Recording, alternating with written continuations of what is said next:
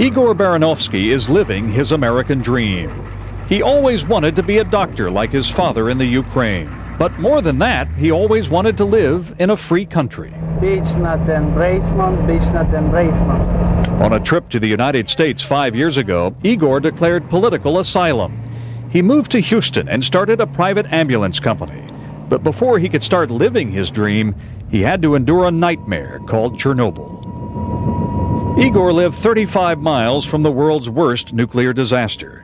The fire at the Chernobyl plant released 120 times more radioactivity into the atmosphere than the Hiroshima and Nagasaki atomic bombs combined. Someone needed to treat the injured and dying, so the government, never telling them of the dangers, sent medical students into Chernobyl. Igor was one of the students. At that time I was 18 years old, so I wasn't worried too much.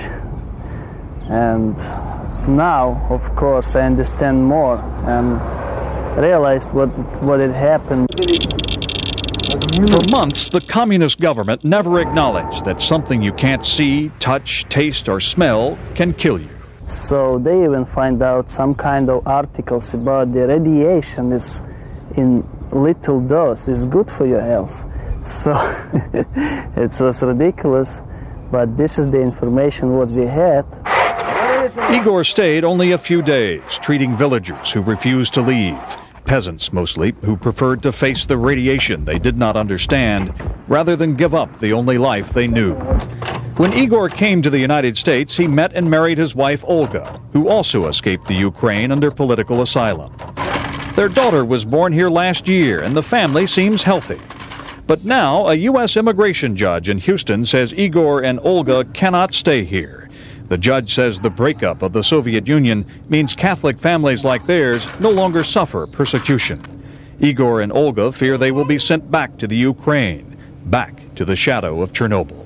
I just even can't think about it, because if I have to go back, I just can't take kids there, because I don't want to get them sick, and